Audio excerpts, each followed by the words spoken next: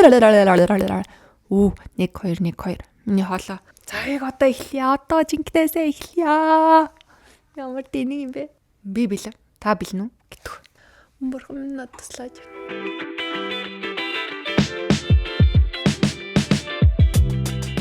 Энгийн дадал номны 2 дугаар хууль. Бидний амьдрал тэр чигтээ дадал зуршлаас тогтдог.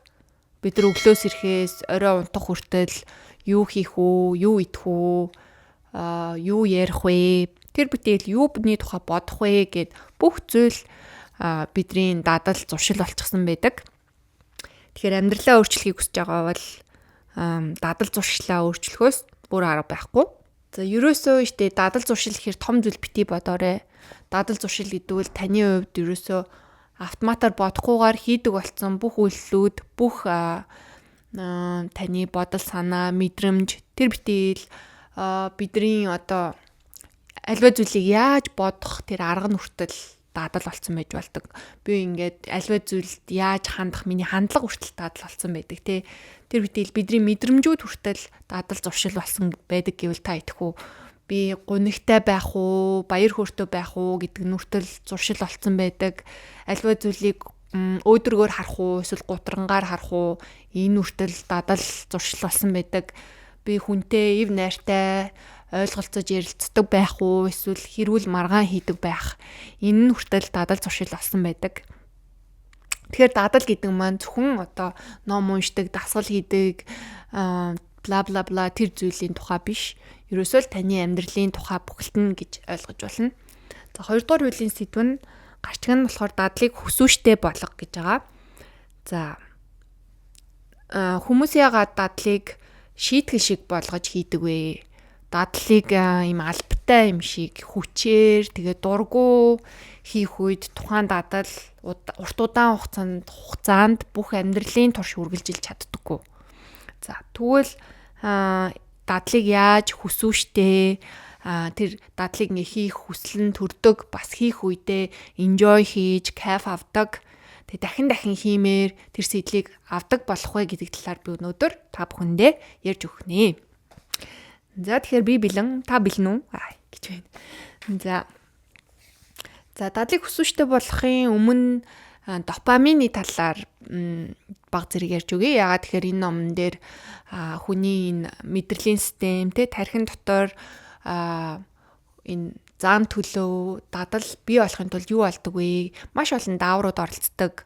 Маш олон мэдрэлийн эсийн холбоо ийм нарийн зохион байгуулалттай байд юм байна л та. Тэндээс онцолж ярьж байгаа гол даавар нь допамин байгаа. Тэгээ та допамины талаар сонсч лээсэн баг хүн дуртай зүйлээ хийх үедээ тий сайхан амрах, таашаал авах, тий гоё хоол идэх, кино үзэх үед тий хүний тархинд допамин гэдэг зүйл ялгардаг юм байна. За тэгээ энэ допамин гэдэг нь болохоор тархины нэг нейротрансмиттер юм байна л та. За тэгээд энэний бүтцийг жаахан дэлгэрүүлээд ярих юм бол юу вэ гэхээр допамин биш те хүний ингээд тархинд хизээ хамгийн өндөр үүсдэг вэ гэхээр хүн дуртай зүйлээ яг хийх үед биш гэж байгаа байхгүй юу? Хамгийн сонирхолтой зүйл нь юу байсан гэхээр тэр зүйлийг хүн хийх үед ихээс илүү тухайн дуртай зүйлээ хийхээс өмнө допамин хамгийн өндөр хэмжээнд ялгардаг гинэ. Жишээлх юм бол за мөрөөдтэй тоглоом тоглодог хүн болохоор яг бооцоо тавихынхаа өмнө ингээ хэмжих үед тархинд нь допамин хамгийн өндөр түвшинд ялгарсан байт юм байна. За бүр өөр жишээ ярих юм бол бид нар жишээ нь ингээ аялалд явъя гэж төлөвлөх юм бол аялалд явахын өмнө тухайн хүний тархинд допамин хамгийн өндөр хэмжээнд ялгарч идэг. За тэгээд аялалдаа яг явах үед ялгарч байгаа допаминтай харьцуулах юм бол тэр аялалд явахын өмнө бэлтэж байгаа бэлтгэл төсөөлж бодож байгаа тэр догдол нь илүү өндөр байдаг гэж гарчээ. За тэгэхээр эндээс юу харж ийн гэхээр хүн альва дуртай зүйлээ хийх үед авдаг таашаал болон тэр зүйлийг хийхийн өмнөх хүсэл гэдэг хоёр зүйл хоёр тис ондоо хоёр өөр ойлголт гэж гарч ирж байгаа. Тэгээд аль нь илүү хүчтэй вэ гэд үзэхлээр тухайн зүйлээс авдаг таашаалаас илүүгээр тухайн зүйлийг хийх хүсэл тэр desire буюу те хүсэл нь болохоор илүү хүчтэй байдаг гэж байгаа байхгүй юу. Тэгээ процентоор харьцуулж үзсэн чинь тархины ингээд одоо мэдрэлийн нуус, тархины одоо энэ яг аль хэсгүүд оролцдیں۔ Тэ амигдала энэ бүх бүтцүүдийг ингээд судалж үзээд хэр их хэмжээтэй хүн альва зүйлийг хүсэх үед тархины хэр их талбай идэвхждэг вэ гэж үзсэн чинь 100% гэж гарч ирж байгаа. Харин тухайн зүйлийг хийгээд авж байгаа таашаалнаасаа болохоор тархины үрдэ 10% нь л activate хийж идэвхжиж байгаа, оролцдог гэж байгаа байхгүй. Тэгэхээр эндээс харах юм бол хүн альва зүйлийг хийж байхаасаа илүү хийхийг өмнөх хүсэл нь бол илүү хүчтэй байд юм байна. Тэгээ та нар анзаарсан бол амьдрал дээр нэг тийм зүйл байдаг штэ. Ямар нэгэн зүйлийг хийхийг ингээ хүсээд expectation юм хүлээлт тавьчих үед тэр нь ингээ амар хүчтэй. Тэгээ яг хийсэн зүйл нь хизээж яг тэр хүлээлттэйг нь давдаггүй ч юм уу. Тэр зүйлтэй ингээ нийцэхгүй дандаа доогуур байх тохиолдол айгүй олон байдаг нь магадгүй энтэй холбоотой ах гэж би бас бодсон. Тэгээд за яг энэ тархины онцлогийг ашиглаад тэр нөгөө допамин аливаа зүйлийг хийхээс өмнө их ялгардаг энэ онцлогийг бид нар яг энэ 2 дугаар хууль дээр ашиглаж дадал зуршлыг бий болгож байгаа, бүтээж байгаа. За энэний талаар нэг сонирхолтой туршилт байгаа. Энэ допаминыг болохоор анх эрдэмтэд ингээд нэг сонирхолтой туршилт хараханд хийсэн юм байна л да. Харах биш тэ ингээд харахны допамин ялгардаг хэсгийг ингээд блок хийцэн. Тэгээ харахнаас допамин ялгархаа болцсон байгаа байхгүй юу. Тэгээ тэр харахнуудад ингээд туршилтыг ажиглалт хийсэн чинь харахнууд ямар ч амьдрах хүсэлгүй болцсон гинэ. Тэгээ тэр харахнаар болохоор ерөөсө хоол идэхгүй, ус уухгүй, үржилт орохгүй ингээд ердөөсө 3 хоногийн дараа харахууд үхэж эхэлсэн байгаа байхгүй юу. Тэгээд эрдэмтэд гайхаад ингээд яагаад тэгвэ гэд судалсан чинь тархинд нь допамин ялгархаа болсон. Тэгээд допамин болохоор тэр харахнуудыг амьдрах хүсэлгүй болгоод ямар ч үйлдэлд хөтлөхгүйсэн. Тэгээд харахнууд ус уухгүй, хажууд нь ус байхад ус уухгүй байсаар агаад аман цангаад тэгээд усны дутагталд ороод 3 хоногийн дараа нас орж байгаа байхгүй юу. За энэ бол амьтанд штэ тий. Гэхдээ эндээс хүний тархитай төстэй ажилдаг тийм бүтцүүдийг олж нээсэн байгаа байхгүй. Допамин гэдэг зүйл хүний тархинд ингээд альва үйлдэлийг хийх сэтэл мотивацийг өгдөг юм чухал даавар юм байна. Энэ зүйлийг бид нэр зөв ашиглаж чадах юм бол хүн амьдралдаа зөв дадлуудыг бий болгож харин буруу одоо чамааг зүйлд өдөөгөөд идэг дадлуудыг бас зогсоох боломжтой гэж үзсэн байгаа. За тэгээ яг энэ допамины энэ онцлогийг нь ашиглаад орчин үед болохоор энэ сошиал медиа, зар сурталчилгаа тий одоо бүх зүйлд энэ допаминыг одоо амар сайн ашигладаг болсон гэдэг аахгүй. Тэгээд яаж ашиглаж ийнэ вэ гэхээр одоо за энэ ном дээр гарч байгаа нэг жишээ байгаа. Нэг шувууг судалсан. Тэгээд тэр шувуунууд болохоор нэг тоншуул ч юм уу би яг монголоор ямар шувуу гэдгийг нь ойлгохгүй байна. Тэр нэг шувуу болохоор ийм бөөрийнхий хэлбэртэй дүрс харахаараа тоншоод идэг тийм рефлекстэй юм байна. Тэр нь бүр ингээ генетикийнх нь удмын мэдээлэл дээр ингээд удамшаад кодлогдоо бичсэн, програмчлагдсан. Тэгээ тэр шувуу хинээс ч хараагүй аав ээж шувууга хараагүй байсан ч гэсэн бэби одоо хүүхэд шувуунууд хүртэл ингээд рефлексээрээ тоншдог гэж байгаа байхгүй юу. Тэгээд ингээд ажигласан чинь ингээд бөөрийнхий тенсний бөмбөг тавьчингууд ирж тоншоол. Тэгэл тэр бөмбөгийг томруулаад сүүлдээ волейболын бөмбөг шиг том бөмбөг болгонгууд бүр эрчимтэй ингээд тоншиж байгаа. Тэгээд эндээс судлангууд амьтдад ийм зан үйл ажиглагдсан юм байна. Хүмүүстээр бас үүнтэй төстөө хүмүүсийг одоо ийм тэр тоншуул тэр бөмбөгийг тоншоход стимулейт хийж байгаа идэвхжүүлдэг шиг хүний тархинд бас тийм цаанаас удмын мэдээлэлээр нь удамшчихсан тийм бүх хүнд нийтлэг байдаг хүний тархийг ингэж өдөөж өгдөг стимулейт хийдэг тийм одоо зүйлүүд байдаг гэдгийг олж нээсэн юм байна. За тэгээд тэр нээлтүүд дээр үндэслээд одоогийн энэ маркетинг орчин үеийн нийгэм баг бий болсон байгаа даахгүй. Жишээ нь гэх юм бол сошиал медиа дээр хүмүүс яагаад Facebook, Instagram ингээд хүн болгоно хэрэглээд идэг маш алдартай болсон гэхээр тэн дээр яг бодит амьдрал дээр байдаггүй ховор гэхдээ хүний цаанаасаа татагддаг тэр зүйлүүд донтуулдаг зүйлүүдийг харуулдаг гэж байгаа байхгүй. Жишээлх юм бол ингээд ердийн амьдрал байдгүй дэндүү хөөрхөн эмхтэй гардаг ч юм уу те мейкап харуулдаг ч юм уу эсвэл ингээд жишээ нь бас энэ ном дээр гарч байгаа порнограф дээр гардаг ийм эмэгтэйчүүд нь болохоор жирийн хүмүүсээс илүү ийм одоо ийм өргөн ташаатай том хөвгтэй тийм хүмүүс байдаг. Тэр нь ингээд эрэгтэй хүмүүсийг тэр тархиных нь стимулейтийн өдөөгөөд илүү донтуулдаг гэж байгаа байхгүй. Тэгмүүд яг үүнтэй адилхан одоо сошиал медиагийн Facebook байна. Тэг Facebook дээр гардаг рилүүд байна, Instagram-ийн постууд. Тэгээд энэ бүх зүйлүүд яг энэ тархины тэр энэ итвчдэг энэ допамин ялгарлтан дээр нь үндэслээд хүмүүсийг донтуулж ингэж маш ихээр татдсан юм байна л да. Тэгээд зөвхөн энэ сошиал медиад байна уу гэд харахаар одоогийн нийгмийн амьдралын хэв маяг бүх зүйлд ингээ айгу ажиглагдж байгаа гэж байгаа байхгүй. Жишээ нь ингээд машин, тэд зүйлүүд улам тав тухтай болоод альва бүтээгдэхүүний сав баглаа нь илүү ингээл attractive хүмүүсийг ингээд татхаар те ийм гой өнгөтэй, гой хэлбэртэй болоод тэгэл тэр зүйл нь хүмүүсийн шунлыг илүү өдөөдөг.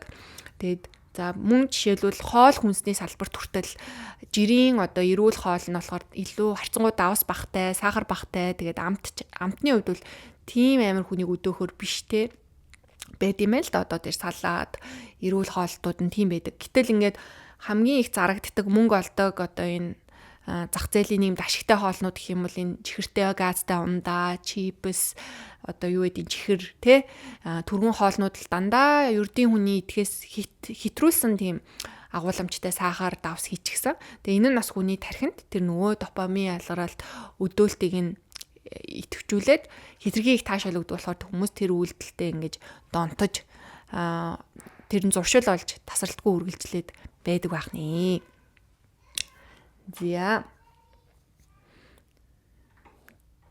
За допамины талаар өөр юу вэ? За тэгээ допамин бол уг нь бол хүний тархинд байх ёстой хэвийн юм даавар байгаа. Хэрвээ допамин байхгүй бол хүнд ямар нэгэн үйлдэл хийх сэтэл хүсэл ерөөсөө төрөхгүй, тухайн үйлдэлийг хийхгүй гэсэн үг. Тэгэхээр допамин бол байх ёстой зүйл. Гэхдээ энэ допаминыг ашиглаад орчин үеийн нийгэмд хүмүүсийг одоо буруу татах те мөнгө олох, бизнес олцсон хүмүүсийн цагийг болон оюун санааг боолчилж байгаа юм зүйлүүд маш их байгааг анхаарад бас энэ сошиал медиа хэрэгжилж байгаа хүнстэй нийгмийн трендийг дагахтаас илүү болгоомжтой хандах тийм нэг бас сэтлэлийг энэ номноос олж авсан. За тэгээд өөр чухал зүйлэн дээр юу ярмаар юм гэхээр за энэс эдитэлж. За тэгээд энэ бүх одоо видео тоглоомын донтолт, ямар нэгэн бодисын донтолттэй, тамхи архины донтолт, дэлгүүр хэсэг донтолт гэл энэ бүх донтолтууд энэ тархины энэ допамин ялгаралт тэр өдөөлт энэ бүх физиологийн процесстэй холбогдчихсан байдаг. Тэгээд энэ зүйлүүдийн гол асуудал нь юу вэ гэхээр хизээж хүнд бүрэн сэтгэл ханамж өгдөггүй. Энэ зүйл нь ингээд маш хүчтэйгээр их хэмжээгээр ялгараад тэгээд алга болчдөг учраас тэр зүйлээ хэрэглэсний дараа илүү их сэтгэл готрох, илүү их амьдралаас таашаал авах чадамжгүй болоод тэгээд тэр зүйлээ дахиж хийхээс нааш одоо ингээд амьдрал нь тэр хүнд утгагүй, таашаалгүй санагдаад улам ингээд донтолтын циклд ордог юм байна л та. Тэгээд энэ буруу дадал зуршлуудыг тэгвэл яг энэ бид нар яаж шийдэж болох вэ гэхээр дадал зуршил гэдгийн зорилго нь гол шалтгаан нь бол хүний амьдралын ямар нэг асуудлыг шийдэх байгаад байгаа шүү дээ. Тэгэнгუთ шийдэж байгаа тэр арга нь болохоор буруу байгаад байгаа байхгүй юу? Жишээ нь би одоо ингээд арх тамхи дарсыг стрессээ тайлахын тулд, тайвширахын тулд хэрэглэдэг байлаа л да. Тэгвэл тэр хүний хэрэгцээ нь юу юм бэ гэхээр тайвшрах, стрессээ тайлах гэсэн хэрэгцээ. Тэгээд тэр хүний шийдэл нь болохоор арх дарсыг сонгосон байна, тамхиг.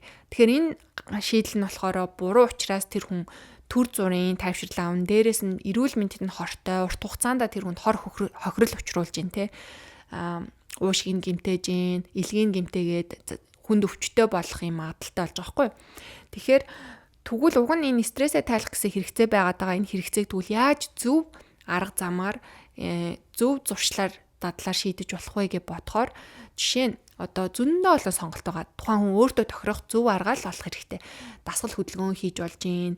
Тэр үед бас допамин ялгарна. Эсвэл байгальд алхах те. Байгальд дэлхийтэй холбогдох, наранд гарах, агаар салхинд гарах үед уул те. Байгальтайгаа ойр байх үед хамгийн сайн тэр допамин ялгарч хүн тайвширж стресс буурд юм байна л та. Ингэж асуудлаа шийдэж болж гин. Эсвэл ууланд гарч болно. Ямар нэгэн спортын хоббитэй болж гин те. Эсвэл найз нөхдөөгөө ярилцаа сэтгэлээ онгойлгож болж гин. Илүү эсвэл залбирч болж гин, тэр хүн бясалгаж болж гин, амьсгалын дасгал хийж болж гин. За ямар нэгэн өөрийнхөө биед одоо хор хөнөөлгүй зөв зуршилтай болж тэр асуудлаа шийдэхгүй бол нөгөө нэг одоо таны хэрэглээд байгаа зуршил олцсон зүйл чинь яг танд хортой юм уу, түр хугацаанд л ашигтай юм уу гэдгээ бас нэг энэ дугаарыг үзээд дүгнэлт хийгээд үзээсэй гэж хүсэж байна. За тийм ээ. Тэгээд за энэ ном дээр гарч байгаа бас дадлыг хүсвэжтэй болгох нэг чухал арга нь юу байгаа вэ гэхээр та тэр дадлыг хийхдээ дуртай зүйлтэйгээ холбоо гэж байгаа байхгүй юу? Жишээлх юм бол миний хувьд би подкаст сонсох дуртай. Тэгэнгუთ дасгал хийж явахдаа би дуртай подкастаа сонсноо гэхээр дасгал хиймээргүй байсан ч гэсэн би тэр дуртай зүйлээ хийхийн тулд подкастаа сонсохын тулд дасгалаа хийдэг. Тэгээ ингэсээр агаад тэр дургу зуршил маань дуртай зүйлээр маань дамжуулж идэвхжиж одоо хийгддэг. Ийм бас аргууд байдаг. Тэгээ энэтэй холбоотой ном дээр гардаг нэг жишээ нь болохоор нэг Ирландын инженер эрэгтэйгийн талаар гардаг. Тэр хүн болохоор Netflix-д донтцсон. Ингээд Netflix үзэх амар ийм одоо хоббитой тэгээ маш их цагийг Netflix үзэхэд зарцуулаад тухайн хүний амьдралын маяг нь ингээд итгэхгүй, эрүүл мэндийн хувьд ингээд илүү суул улбгаар таргалттай болоод исэн юм л та. Тэгээ энэ асуудлаа шийдэхин тулд тэр хүн яасан бэ гэхээр инженерийнхаа ухааныг ашиглаад нөө спиннингийн жийдэг дугуун дээр дэлгэцэн дээр Netflix-ийг ингээ холбоцсон. Тэгээ тэр хүн дугуугаа жийхээр Netflix нь гардаг. Дугуугаа жийхээ болонгот Netflix нь ингээд тасалдаад унтарчдаг. Тим юм зохион бүтээсэн юм байна л та. Тэгээ киногоо яг үзэхийн тулд ингээд дугуй жийхээс өөр аргагүй болоод ингэж одоо дуртай зүйлээ дургуй зуршилтайгаа холбож өөртөө суулгасан байна. Энэ бас нэг тип байгаа. Хоёр дахь тип нь болохоор юу вэ гэхээр хүн бол ингээ нийгмийн амьтан гэж байгаа байхгүй юу. Тэгээ яагаад тэгэхээр хүн ингээд нийгэмдэр болж байгаа утга учиртай сайн муу бүх зүйлийг ингээд өөрөө ч ухамсаргүйгээр мэдгүй ингээд дагаад идэг штэ тий. Тухайн хүмүүс хийж явах юм бол зөв гэж бодоод ингээд дагдаг үйлдэлүүд байдаг. Тэгээ энэ үзэгдлийг харуулдаг нэг туршилт өгдөг штэ ингээд эмнэлгийн хүлээлгийн өрөөнд сууж байгаа хүмүүс хонх дугрангууд гэрэл асангууд ингээд хүмүүс босоод идэг. Тэнгууд шинээр ирсэн хүмүүс ингээд гайхаж байгаагчснаа аяндаа ингээд босдог болцсон. Тийм сонин бүр юм итгээд тэнэг юм шиг зүйлийг хүртэл хүн ингээд давтаад идэг. Бүр энгийн туршилт болохоор лефтэнд орж иж байгаа хүмүүс цаашаа хараа зогссон байх юм бол хүн рефлексээрээ дагаад цаашаа хараа зогсчдөг тий. Ингээд нийгмийг дагдаг энэ зуршлыг нь ашиглаад хүн дадлыг ганцаараа бүтээх нь бол илүү хэцүү байд юм байна. Харин хамт олонний дэмжлэг, орчин гэдэг хоёр зүйл бол яг дадлыг бүтээдэг амар том хөшүүрэг гэж үзэж байгаа. Тэгээ би жишээ нь одоо дасгалыг ганцаараа гэртээ хийснээс илүү яг фитнесийн зааланд нь очоод дасгал хийдэг хүмүүстэй хамт хийх үед тэр хүн илүү их одоо мотивацлагдчихийдэг. Тэр хамт олондоо уусаад ингээд илүү одоо хийх сэтлэн төрдөг. Тэгээд жишээ нь та одоо ном уншиж сурах гэж авал ганцаараа уншихаас илүү номны клубт ордог ч юм уу. Ном уншдаг клубт орчвол би аяндаа ном уншдаг найзуудтай болно. Дагаад ном уншдаг болно тий. Тэр би яг ямар дадалтай болохыг хүсэж байна, ямар хүн болохыг хүсэж байна. Тэр зүйлийг хийдэг хүмүүстэйгээ ойр байж нөхөрлөөд тэр орчинд өөрийгөө оруулах үед хүн хүссэн хүсээгүй одоо тэр зүйлийг хийдэг болно. Бүжиг сурмаар байвал бүжгэлдэг хүмүүстэй найзлаад тэг цагаа бүжиглэхэд зарцуулаа бүжиглдэг орчинд орчих юм бол хүн ингээд савсганж агаад хүссэн үсээгөө тодорхой хэмжээнд бүжиг сураад ингээд бүжиглдэг болно. Тэгээд энэ мэтчлэн ингээд хүн нөгөө хилдэгч ойрын 5 хүнийхээ дундаж гэдэг шиг эргэн тойронд байгаа тэр 5 хүнтэйгээ төстэй зүйлийг үйлдэлийг сайн зуршилж бай муу зуршлыг хүн хийгээд байдаг байх нэ. За тип 3 нь болохоор юу вэ гэхээр за та дадлалуудаас хооронд нь ингэж холбож болно. Өмнөх зүйл дээр ярьсантай их төстэй одоо жишээлх юм бол хоол идэхийн өмнө хоолны ширээн дээрээ гэр бүлээр хооллох өмнө үргэлж өдөр болсон нэг зүйлдээ талархъя гэдэг зуршилтай боллоо л та. Тэгэх юм бол зүгээр л чимээгүй хоолоо идчихснээс илүү нийгминдээ санаа тавиа бие бинээ сонсоод бас нэг харилцаараа өрнөх бас гоё зуршил болж өгч байгаа. Гэх мэтчлэн ингээд таны нэг хийдэг нэг үйлдэл чинь өөр нэг үйлдэлтэйгээ ингээд холбогдсноор тэр зуршлууд ар араасаа ингээд нэг зуршил нь нөгөө зуршлынхаа сэтэл нь болоод ингээд холбогдоод идэг. Би одоо нэг зуршлаа хийх юм бол хоёр дахь зуршил нь автоматар тэрний дараа хийгддэг болж кодлогдож байгаа байхгүй. Тэрэн дээр жишээ нь гэх юм бол за би ороо хураасныхаа дараа 5 минут өнөөдрийн үеийн талаараа тэмдэглэл бичнэ гэдэг гэх юм бол би ороо хураасны дараа шууд автоматар тэр зүйлээ хийн. Ингээл яг нөгөө нэг үйлдэл нь нэг зуршил дуусаад хоёр дахь зуршлыг нь бий болгоод хоёр дахь зуршил нь дараагийн зуршлаа бий болгодог ийм системэнд оруулах юм бол тусад нь олон зуршил хийх гэж ядрахгүй хоорондоо холбогдоод ийм гоё араа шиг цагны араа шиг ингээ хөдлөд явчихна гэсэн. За.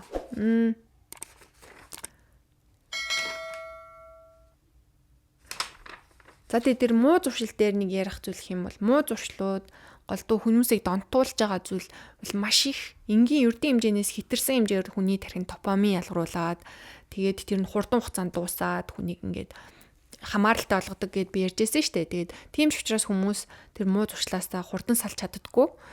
Жишээ нь гэх юм бол одоо би энгийн хоол идэх үед миний тархинд ялгарх допамин те сахар багтай, давс багтай хоол идэх үед ялгарх түргэн хоол маш их сэртэй, хямтай, давстай пицца ч юм уу одоо бургер идэх үед миний тархинд ялгарх допамин хамаагүй өндөр. Тийм учраас надад илүү их таашаал өгнө. Илүү гоё санагдана. Тийм болохоор тэр зүйлийг дахин идмээр санагдаж байгаа. Мөн дээрэс нь одоо би зүгээр л ус ууж ийснаас тэ амар гоё чихэртэй газтай ундаа уух юм бол хүүтэн мөстэй ундаа уул надад илүү их допамин ялгардаг. Тийм учраас тэр ундааг хүн уумаар санагдаад идэг. Тэгэхээр яг ийм сорилтууд, муу донтолтууд нь яг энэ тархины допаминтай холбоотой. Жишээ нь хүн ингээл зүгээр л одоо гэр бүлэрээ ингээл дээр үе шагаа тоглодог байсан, шатар матар тоглодог те, board game энэ төр тоглодог байсан бол орчин үед тэхээ болоод зүгээр л дэлгэцээр ингээл компьютер тоглоод байгаа шалтгаан нь компьютер тоглох үед тэр тархинд ялгарч байгаа допамин илүү өндөр байгаа байхгүй юу? Би жишээлбэл жирийн нэг найзтайгаа яг ингээл нүрээ харж суугаад ингээ уулзаад ярих нь одоо ярихаас илүү зарим хүмүүсийн хувьд зүгээр л сошиал медиагаар комент бичээл эсвэл зөв мессенжер чатаар хүмүүстэй харилцах нь хөнгөн харилцах нь илүү их амархан байгаа. Тэгээ допамин их хурдан ялгаруулж байгаа болохоор тэр сонголтыг хийдэг ч юм уу те. Тэр бүтээл орчин үеийн ингээд гэрлэлтийн хосуудын амьдралын хэм маяг нь ч гэсэн ингээд хүмүүс гэрлэгээс татгалцсан нэг одоо бэлгийн хамтрагчтай байхаас илүүгээр тэр хүмүүс илүү порно эсвэл ингээд олон хүмүүстэй явуулахыг сонгоод байгаа нь тэр хүнд илүү их допамин ялгаруулад байгаа. Өөрт нь илүү таашаал өгөөд байгаа болохоор сонгоод байгаа байхгүй. Ингээ харах юм бол сайн зуршлууд нь илүү бага допамин ялгаруулдаг, илүү хэцүү байдаг учраас хүмүүс сайн зуршлын сонголтыг бага хийдэг. Тэгэхээр та ингээд одоо илүү танд хор хөнөөлтөй амархан таашаал өгдөг зүйлийг сонгох уу эсвэл таны биед илүү хэрэгтэй таны амьдралд илүү сайн сайхан зүйл урт хугацаанд авчрах тэр зөв сонголтуудыг хийх үү гэдгээ одоо шийдэх нь таны одоо шийдвэр болоод байгаа.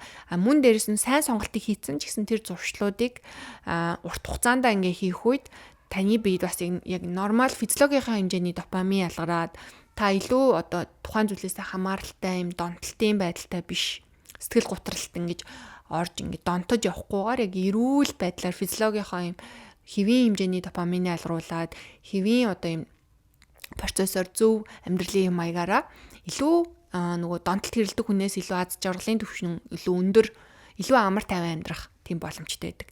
Тэгэхээр богино хугацаанд надад асуудлыг маань шийдэл өгдөг тэр донтуулдаг хор хөнөөлтөй зүйлийг хэрглэж амьдралаа сүйтгэж амьдрах уу эсвэл богино хугацаанд яг тийм их таашаал өгөхгүй байгаа юм шиг хэрнээ таныг урт хугацаанд дээр илүү аз жаргалтай, чанартай, эрүүл амьдруулах сонголтыг хийх үү гэдгээсээ амьдралын сайн муу зуршлаа та ялгаж өөрчилж тогтоож болох нэ. За ном дээр гараагүй зарим жоохон хэтрүүлсэн юмнууд ярьчлаа. За өөр одоо чухал зүйлүүд юу вэ? Хамгийн сүүлийн чухал дадлыг амархан болгох, хүсвэжтэй болгох гол зүйл маань юу вэ гэхээр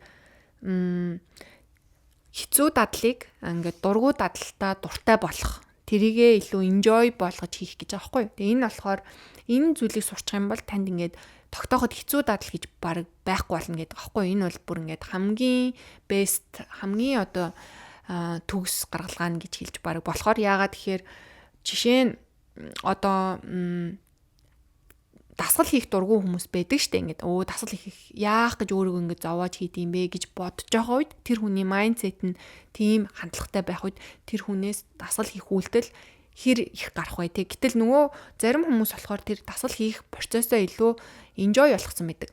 Би илүү одоо нөгөө таашаалтайгаар өөртөө таарах дасгалыг одоо богино хугацаанд ч юм уу өөрийгөө одоо хитрхий зовоохгүйгээр ингээ яг таашаалтай enjoy хийгээ сурч хүмүүс болохоор дасгал ихтэй илүү дуртай, баяр хөөртэй, хийж явахдаа илүү таашаалтай байдаг учраас тэр процесс нь илүү урт үргэлжилж байгаа. Тэгээд тэр зуршил нь өөрт нь хэцүү биш болчихж байгаа байхгүй юу? Хамгийн гол нь. За мөн дээрээс нь санхүүн дээр хуримтлал үүсгэх нь хэцүү гэж боддог. Хуримтлал үүсгдэг хүмүүс болохоор юу гэж бодож болох вэ гэхээр энэ хуримтлал үүсгэх хэцүү байдлаа амархан болгоод за ингээд хуримтлал би үүсгээд ах юм бол ирээдүйд ингээд миний маргааш дараагийн сарыг найдвартай болгож байгаа. Тэгээ энэ нь надад зөв хөрөнгө оруулалт гэдэг ингээд майндсетээ өөрчлөөд энийгээ хэцүү хүнд гэж бодхоо болоод тархины л ерөөс итгэл үнэмшлийн асуудал аахгүй. Итгэл үнэмшлээ амархан энэ бол сайн зүйл тэгээд надад ашигтай гоё одоо enjoy болгоод хийгээл сурчих юм бол тэр зуршил танаас ингээд автоматар гараад ахна. За мөн одоо анхаарал төвлөрөлтөн дээр ч гэсэн тий анхаарлаа төвлөрүүлж сурж явах үед ингээл ихэндээ амар хэцүү анхаарлаа төвлөрүүлж чадахгүй сарнаал байдаг тий ингээл энэ нь ингээд танд хэцүү юм аа би өстой анхаарлаа төвлөрүүлж сурахгүй мэн хэцүүгээ бодчих юм бол маш хэцүү ах болно. Харин энэ анхаарлаа төвлөрүүлэлт хасгалж чана ингээд амар амархан энгийн тий би хэрвээ анхаарлаа төвлөрүүлээд сурчих юм бол ингээд анхаарал сатаарах үед би маш хурдан буцаад анхаарал маань шилжиж төвлөрч сурна хийж байгаа зүйл маань илүү өр бүтээлтэй чанартай болно гэдэг ийм итгэл үнэмшилтэй болох үед тэр дадал бас илүү амархан болдог.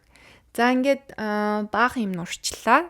Тэгээд товчгондоо бол дүгнээд хэлэх юм бол та хийж байгаа дадлаа хүсвэштэй амархан тэгээд ийм одоо өөртөө таатай болгосноор тэр зуршилтай нь таны насан туршийн сайн зуршил болж үлдэх боломжтой юм байна. Тэгээд яаж тийм болох вэ гэхээр нэгдүгээрх нь та дуртай зүйлтэйгээ холбож дадал хийж болох нь дасгал хийх дургу бол гүйлтийн зам дээр гүөх дургу бол дуртай зүйлээ сонсоод гүөхч гэдэг юм уу ингэж хийж болно. Хоёрт нь орчин хүрээлэл тэгээд хүмүүс гэдэг бол маш чухал. Тэгэхээр та яг тэр дадлыг хийдэг хүмүүсийн дунд өөрийгөө оруулаад тэр орчинд өөрийгөө оруулснаар та илүү хурдан илүү амархан аргаар дадлыг суулгаж болно гэсэн.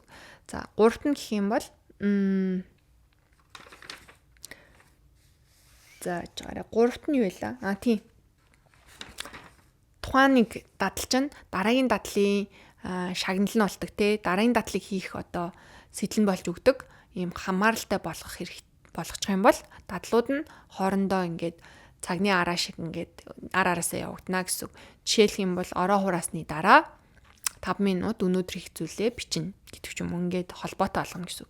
За мөн дээрэс нь хамгийн сүүлийнх нь хэцүү дадлуудаа enjoy болгох гэж аахгүй өөрөө дуртай болох хэрэгтэй.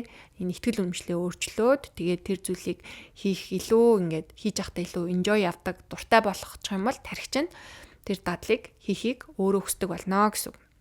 За тэгээд хамгийн сүүлд муу дадлууд, муу зуршлуудаа та өөртөө дүгнэлт хийгээд те надад миний амьдралд яг одоо хор охирол би нэг удаа одоо муу хоол идлээгээд надад хор хөнөөл байхгүй. Гэхдээ урт хугацаанд эрүүл мэндийг манд ордуулна. Нэг өдөр би гадаа гарч гүүхгүй байснаар миний эрүүл мэнд муудахгүй. Гэхдээ урт хугацаанд намайг яаж өөрчлөх вэ гэдгээ бодоод өөртөө байгаа нэгэн удаа ингээ хийхэд зүгээр юм шиг хэрнээ урт хугацаанд таны амьдралд нөлөөлж болох ямар муу зуршлууд байна, архит тамхи гар утас те одоо юу гэдгийг энэ зуршлуудаа та дүнж үзээд тэгээ муу зуршлаа энэ типүүдийг ашиглаад сайн зуршлаар солиорой гэд энэ дугаараа өндөрлж байна. Анхаарлаа хандуулсанд баярлалаа. Баяртай.